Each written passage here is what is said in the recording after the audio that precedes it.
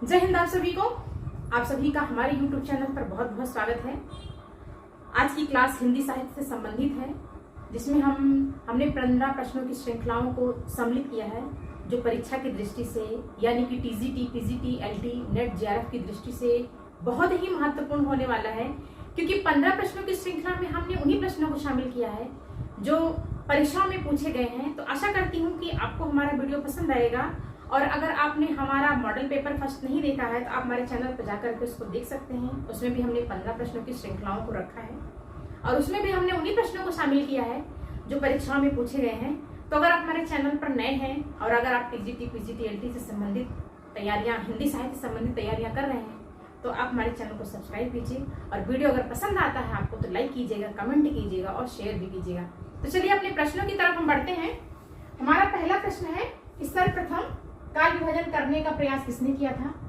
George Grierson ने, रामचंद्र शुक्ल ने, गारसा दत्तासी ने, या जो है शिव सिंह सेंगर ने?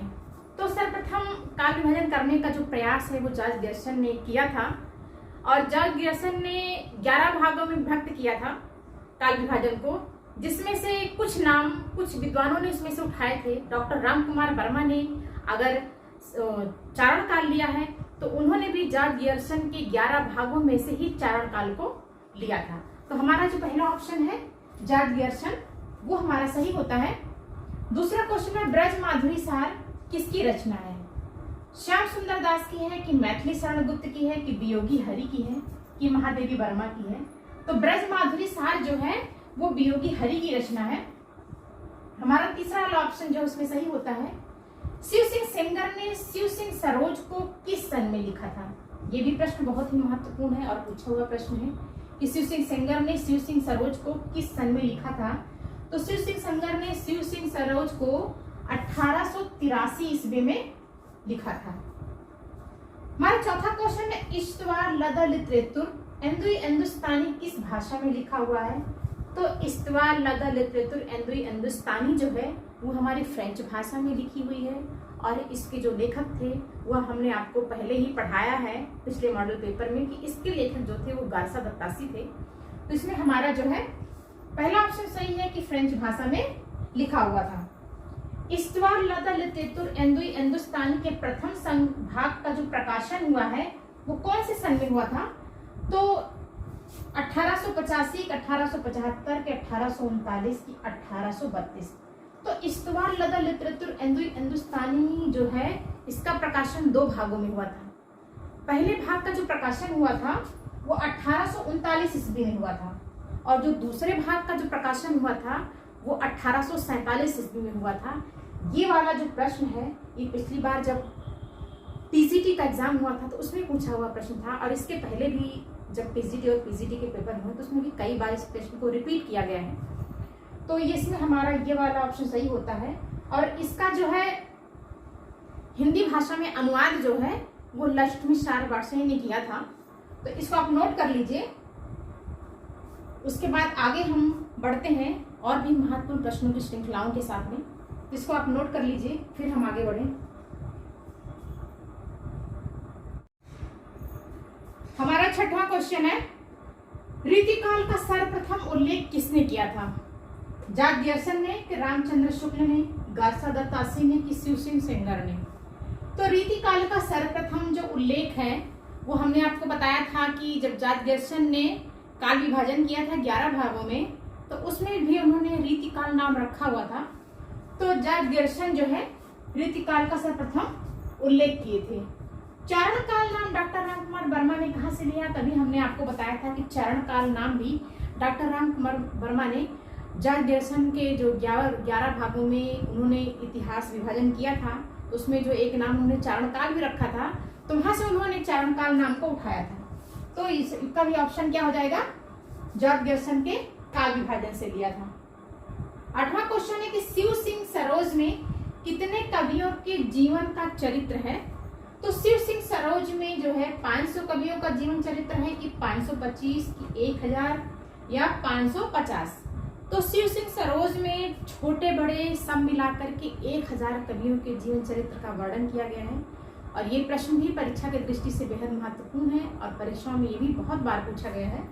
तो इसका तीसरा वाला जो ऑप्शन है वो सही है कि 1000 कवियों का जो वर्णन है वो शिव सिंह सरोज में किया गया है। और हमने जो पिछला वाला मॉडल पेपर हमने आपको दिया तो उसमें हमने ये बताया था कि हिंदी साहित्य जो है का खड़ी बोली में लिखा जाने वाला सर्वप्रथम इतिहास कौन सा है, शिव सिंह सरोज है।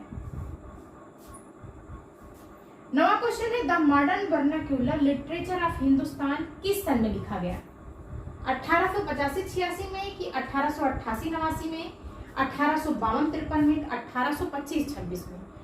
तो the modern vernacular literature of Hindustan जो है 1888 और 89 में लिखा हुआ है।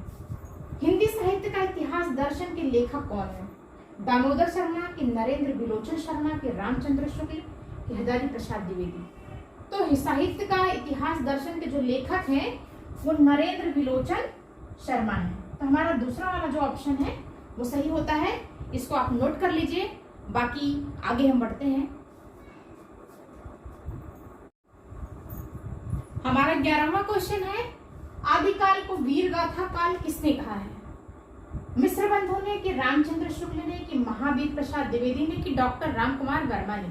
तो आदिकाल को वीर गाथा काल रामचंद्र शुक्ल ने कहा था। तो हमारा दूसरा वाला जो ऑप्शन है वो सही होता है। 12वां क्वेश्चन है आदिकाल को बीज वपन काल किसने कहा, रामचंद्र शुक्ल ने कि महावीर प्रसाद द्विवेदी ने कि धीरेन्द्र वर्मा ने कि मिश्र बंधु ने। तो आदिकाल को जो बीज वपन काल है वो महावीर प्रसाद द्विवेदी ने कहा था। 13वां क्वेश्चन है उक्त व्यक्ति प्रकरण के रचयिता कौन है, दामोदर शर्मा की, बिलोचन की, अमीर खुसरो की, जगनी। तो उक्त व्यक्ति जो प्रकरण है एक व्याकरण ग्रंथ है और उसके जो रचनाकार हैं वो कौन है, वो दामोदर शर्मा है। 14वां क्वेश्चन है महापंडित राहुल सांकृत्यायन ने आदिकाल को क्या नाम दिया। तो महापंडित राहुल सांकृत्यायन ने आदिकाल को क्या नाम दिया, चारण काल, सिद्ध सामंत काल की, आदिकाल की, वीरगाथा काल। तो राहुल सांकृत्यायन ने जो है आदिकाल को सिद्ध सामंत काल नाम दिया था। 15वां क्वेश्चन है कि कौन मिश्र बंधु नहीं है, गणेश बिहारी, सुखदेव बिहारी, श्याम बिहारी की, कृष्ण बिहारी। तो मिश्र बंधु गणेश बिहारी भी हैं, सुखदेव बिहारी भी हैं, श्याम बिहारी भी हैं, कृष्ण बिहारी जो हैं वो मिश्र बंधु की श्रेणी में नहीं आते हैं। तो हमारा ये वाला जो क्वेश्चन है ये गलत है। आशा करती हूँ कि आपको 15 प्रश्नों की जो श्रृंखला है हिंदी साहित्य से संबंधित वो आपको पसंद आई होगी। और अगर आपको हमारे ये हिंदी साहित्य से संबंधित 15 प्रश्नों की जो श्रृंखला है वो आपको पसंद आई है, आप हमारे चैनल को सब्सक्राइब कीजिए। वीडियो पसंद आया हो तो लाइक कीजिएगा, कमेंट कीजिएगा और शेयर कीजिएगा। और मैं पूरी कोशिश करूंगी कि 15 प्रश्नों की श्रृंखला जो है आपको लगातार मैं देती रहूं, जो कि परीक्षा की दृष्टि से बहुत ही महत्वपूर्ण है। जय हिंद।